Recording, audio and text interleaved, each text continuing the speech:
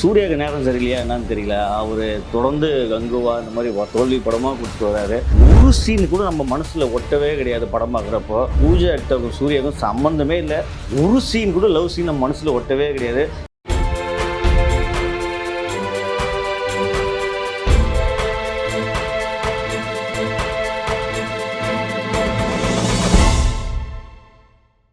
கார்த்திக் சுப்புராஜ் படம் ரெட்ரோ படத்தை பற்றி தான் பார்க்க போகிறோம். சூர்யா நடிப்பில் இன்றைக்கி ரிலீஸ் ஆகிருக்கு. ஏற்கனவே சூர்யா பாவம் கங்குவாவில் நொந்து நூலாகி சரி ரெட்ரோ நமக்கு கை கொடுக்கும் அப்படின்னு அவளோட எதிர்பார்த்துருந்தார். நாங்களும் அந்த அவளோட தான் போய் படம் பார்த்தோம்.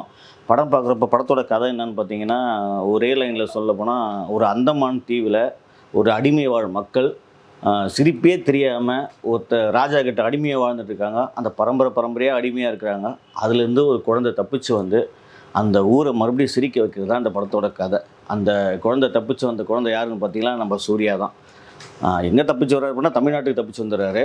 ஆனால் திருப்பியும் அந்தமானுக்கு போயிட்டு திருப்பியும் அது என் மக்கள், என் ஊர், என் குடும்பம், அந்த சிரிக்காத ஊரை சிரிக்க வைக்கிறது தான் நம்மளை சிரிப்பாக சிரிக்க வச்ச படம் தான் ரெட்ரோ. நாம் இந்த ஊரை சிரிக்க வைக்கிறாரு. ஏன் ஃபஸ்ட்டு சூர்யாவே சிரிக்க மாட்டார், ஏன்டா இவர் சிரிக்கவே மாட்டார் அப்படின்னு நமக்கு தோன்றப்போ தான் பின்னாடி இந்த ஸ்டோரியெல்லாம் வரும். இந்த படத்தில் சூர்யா சிரித்தா அழகாக இருப்பாங்கன்னு சொல்லி பூஜா ஆக்டே சொல்லுவாங்க. சூர்யா சிரிக்கவே மாட்டாங்க. அவங்க அம்மா சிரிடா சிரித்து பழகடான்னு சொல்லுவாங்க. அதுக்கப்புறம் அந்த ஊரில் எல்லாம் சிரிக்கவே மாட்டாங்க. சிரிப்பே தெரியாமல் இவங்க காமெடி பண்ணுவாங்க. இந்த படமும் நாங்கள் பார்க்குறப்ப எங்களுக்கு காமெடியாக தான் இருந்தது. படம் பார்க்குற எங்களுக்கு காமெடியாக இருந்தது. ஆனால் காசை குத்தவங்க நிலைமைலாம் யோசித்து பார்த்தா அவனுக்கு சிரிப்போ தான் இருக்கும். சூர்யாவுக்கு நேரம் சரியில்லையா என்னன்னு தெரியல. அவர் தொடர்ந்து கங்குவா இந்த மாதிரி தோல்வி படமாக கொடுத்துட்டு வர்றாரு.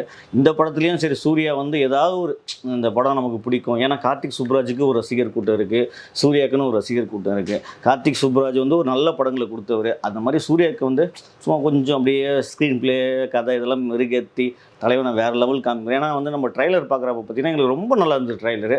அந்த நம்பிக்கையோடு தான் இந்த படம் பார்க்குறப்ப தான் ஐயோ சாமி, ஆரம்பமே பார்த்திங்கன்னா ஏதோ ஆப்பிரிக்காவில் காமிக்கிற மாதிரி ஒரு தங்க மீனை கடத்துகிறாங்க. அது கடத்தி திருப்பியும் திருப்பி சூர்யா அவங்க அப்பாவுக்கும் சூர்யாவுக்கும் ஒரு ஃபைட் நடக்குது. அவங்க அப்பா யாருன்னு பார்த்தீங்கன்னா அதான் எடுத்து வளர்க்குற அப்பா பார்த்தீங்கன்னா ஜியோ ஜார்ஜ் அவங்க அப்பா. அவர் பார்த்தீங்கன்னா பாவம் மகனுக்கும் அந்த கல்யாணம் சூர்யா கல்யாணம் பண்ணிக்குவார். கல்யாண மண்டபத்தில் பார்த்திங்கன்னா அவருக்கும் சூர்யாவுக்கும் பார்த்திங்கன்னா அப்பம் புள்ள ஒரு ஃபைட் வரும். அதில் ஆரம்பித்து கதை எங்கேயோ கொண்டு போகணும்னு பார்த்தா திரும்பியும் நேராக அந்தமானுக்கு போயிட்டார். அந்தமான் போய்ட்டு சூர்யாவில் கங்குவா எப்படி அந்த மக்களை காப்பாற்றுறோம் மண்ணை காப்பாற்றுறோன்னு போராடுறோ அதே பேட்டர்ன் தூக்கி நம்ம செகண்ட் ஹாப்பில் போட்டு நம்மளை கொன்னுட்டாங்க. ஆனால் ஒரு சீன் கூட நம்ம மனசில் ஒட்டவே கிடையாது. படம் பார்க்குறப்போ கார்த்திக் சுப்புராஜ் படம் எப்போவுமே பார்த்திங்கன்னா ஸ்க்ரீன் ப்ளே சூப்பராக இருக்கும். அந்த சீனில் நமக்கு கனெக்ட் ஆகிடும். படம் பார்க்குறப்ப நம்ம ஒரு 10 நிமிஷம் நம்ம கதைக்குள்ளே போயிடுவோம். கதைக்குள்ளே ஒரு ட்ராவல் பண்ணுறப்போ நமக்கு ரொம்ப இன்ட்ரெஸ்ட்டாக நம்ம நெருக்கமாக பண்ணுவார். இந்த படத்தில் சூர்யாவுக்கு சுத்தமாக அந்த ஒரு ரெட்ரோ அவர் கேரக்டர் அவருடைய அந்த வடிவமைப்பே சுத்தமாக செட் ஆகலை. சரி ஓகே, இந்த கதையே பார்த்தீங்கன்னா லவ்வுக்காக தான் ஆரம்பித்து லவ்வுக்காக தான் ஃபுல்லாகவே படம் ட்ராவல் ஆகுது. பூஜா ஆக்டருக்கும் சூர்யாவுக்கும் சம்மந்தமே இல்லை. ஒரு சீன் கூட லவ் சீன் நம்ம மனசில் ஒட்டவே கிடையாது. அந்த அம்மா ஏதோ வயசான அம்மா மாதிரி ஒரு சேரையெல்லாம் போட்டு பூஜா ஆக்டர் எவ்வளோ அழகாக இருப்பாங்க. பட்ட படத்தில் என்ன டான்ஸ் என்ன இதெல்லாம் பார்த்துருக்கோம். ஆனால் இந்த படத்தில் பார்க்குறப்போ சூர்யா எவ்வளோ அழகாக காமிச்சிருக்காரு. அவர் மட்டும் பூஜா ஆக்டர் மேலே என்ன கோவம் தெரியல. அந்த அம்மா பார்க்குறப்பெல்லாம் பரிதாபமாகவே தோணுது. அந்த கொஞ்சம் கூட மனசில் ஒட்டல.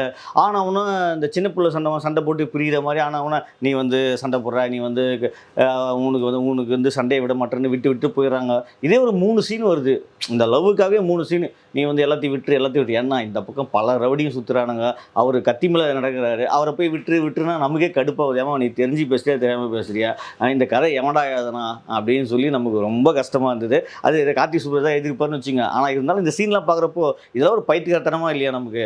அவனே ஃபைட்டு சின்ன கல்யாணம் பண்ணுறதுக்கு முன்னாடியே பல ரவுடியோட வாழ்ந்தவன். ஃபுல்லாக ஊருக்கே ரவுடின்னு தெரியும், ஒரு டான் தெரியும். அவர்கிட்ட போய் நீ ஃபைட்டை விட்டுரு இந்த பழைய காலத்துலலாம் சொல்லிட்டு இருப்பாங்க இல்லையா, அந்த மாதிரி நமக்கு கடுப்பாக இருந்தது.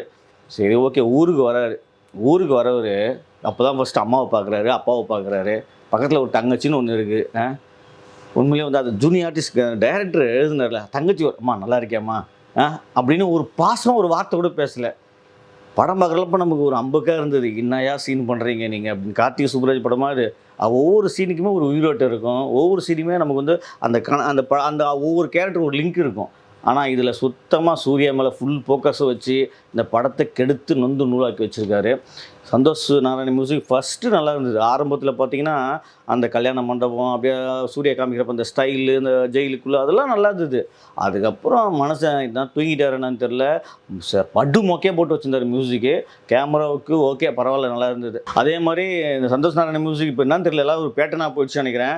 பல படங்கள பார்த்த பாட்ட, பார்த்த மியூசிக்க போட்டு இளையராஜா விட்டுட்டு எந்த படமும் எடுக்க மாட்டாங்கன்னு நெனைக்கிறேன். பழைய இளையராஜா பாட்டு ஒண்ணு போட்டுட்டு, திருப்பி இளையராஜா இப்போ வந்து காப்பி ரைட்ஸ்க்கு எதனா நோட்டீஸ் அனுப்ப போறான்னு தெரியல. யார்கிட்ட பர்மிஷன் வாங்குனாங்கன்னு தெரியல.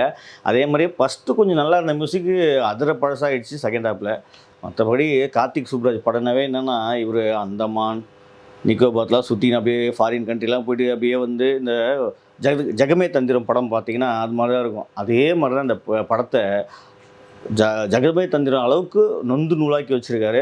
இந்த படம் பார்க்குறப்ப நமக்கு பார்த்தீங்கன்னா, கங்கோவே எவ்வளோ மேலுடா! ஏன்னா, அதில கத்தியே சாவடிச்சுட்டாங்க. அந்த கத்துறத மட்டும் கம்மி பண்ணியிருந்தாங்கன்னா, அந்த படம் ஓரளவுக்கு நல்லா இருந்திருக்கும். இதில பார்த்தா நமக்கு சிரிச்சியே கொல்றாங்க. அந்த படம் கத்தி சூர்யாவுக்கு கெட்ட பேர் வாங்கி தந்துச்சு. இந்த படம் சிரிச்சு சூர்யாவுக்கு கெட்ட பேர் வந்தது. ஆனா, ரசிகர்கள் வந்து சிரிப்பாங்க. இந்த படம் இவ்வளோ கேவலமா இருக்கேன்னு. அதுதான் நிச்சயம். ஒரு படத்தில நம்ம வந்து எப்பவுமே வந்து பார்த்தீங்கன்னா, ஒரு வில்லன் நல்லா இருந்தா தான், அந்த படம் ரொம்ப ஸ்ட்ராங்கா இருக்கும் அப்படின்னு சொல்லுவோம் இல்லையா? ஏன்னா, இப்போ நம்ம ஏற்கனவே மோகன்லால் படம் பார்த்தோம். அந்த தொடரும் படத்தில் பார்த்தீங்கன்னா, வில்லன் பயங்கர ஸ்ட்ராங்கா இருப்பான். வில்லனை நம்மளே கொல்றணும்னு தோணுது. ஏன்னா, வில்லன் அந்த அளவுக்கு வில்லத்தனம் பண்ணுவான். ஒரு ஹீரோவுக்கு வந்து அவ்வளோ நெருக்கடி குடுப்பான். இந்த படத்தில காமெடி வில்லன் போட்டு, அந்த ஐய்யய்யோ சாமி! அவங்க அப்பன் மெயின் வில்லன். அது பார்த்தீங்கன்னா, எதுக்கு அவங்க அப்பன் சண்டை போடுறான், திருப்பி வரான், திருப்பி சமாதானம் ஆகுறான்னே தெரியாது. அது ஜியோ ஜார்ஜை வந்து வேஸ்ட் பண்ணி வச்சுருக்காங்க. அடுத்த வில்லன் பார்த்தீங்கன்னா, அவன் நாசர் பையன். அது பார்த்தீங்கன்னா அந்தமான்ல. அவன் சரியான காமெடி பீஸா இருக்கான். திருப்பி ஏதோ வந்து ஃபைட்டு நடக்குற அதில் அந்த ஏதேதோ பேசி நம்மள கொன்னு திருப்பி அரசியல்லாம் பேசுகிறான். 4 வரணுன்றான். அப்புறம் அடிமைத்தனம்ன்றான். அதெல்லாம் வந்து நமக்கு எப்படி சொல்கிறது? இதே கார்த்திக் சுப்புராஜ் படத்தில் போன படத்தில் பார்த்தீங்கன்னா இதே தான். Lawrence, S J. சூர்யா ஒரு கிராமம். அந்த கிராமத்த கட்டி காப்பாரு. இதே ஒரு சீனை தூக்கி வந்து ஏற்கனவே இதுலேயே வச்சிருக்காரு. கங்குவும் அதே தான். அதே ஒரு கிராமம், அதே மண்ணு, மக்களை காப்பாத்துற அதே சீனை தூக்கி இதில் வச்சிருக்காரு. அதுக்கப்புறம் நம்ம ஃப்ரெண்டு சொன்னாங்க என்னன்னா, இதெல்லாம் இந்த படம்லாம் ஏற்கனவே கொரியன் படம், சைனா படம்லாம் வந்துச்சு. இதெல்லாம் வந்து ஜெட்லி எல்லாம் இந்த படத்தில் ஏற்கனவே இதே சீன்லாம் நடிச்சு இந்த கதையிலே எடுத்துட்டாரு. அதுலேருந்து 2 சீன் உருவிருப்பார் கார்த்திக் சுப்புராஜ் அப்படின்னு. அது மாதிரி உருவிட்டோம், இல்லை உருவாம போட்டோம். நல்ல படத்தை கொடுக்கூடாதா? பார்க்குறப்ப நமக்கு வந்து ஒரு ரூ. 200 கொடுத்து பார்க்கணும். நமக்கு ஒரு திருப்தியான படம் கொடுக்கூடாதா? அதெல்லாம் சுத்தமாக இல்லாமல் கங்குவாக்கு எப்படி ஒரு பெரிய தோல்வி படமோ சூர்யாவுக்கு, இது கங்குவா 2 சொல்லலாம் இதை. அந்த அளவுக்கு இது மோசமான படமாக இருந்தது. பார்க்குறப்ப நம்மளே கொஞ்சம் கடுப்பாக தான் இருந்தது. ஏன்னா படம் பார்க்குறோம், சூர்யா வந்து நல்லா ஹார்ட் ஒர்க் பண்ணியிருக்காரு. நல்லா ஃபைட் இருக்குது படத்தில். பிரகாஷ்ராஜ் இருக்கார் வேஸ்ட்டு. நிறைய ஆர்டிஸ்ட், ஏகப்பட்ட ஆர்டிஸ்ட் போட்டிருக்காங்க.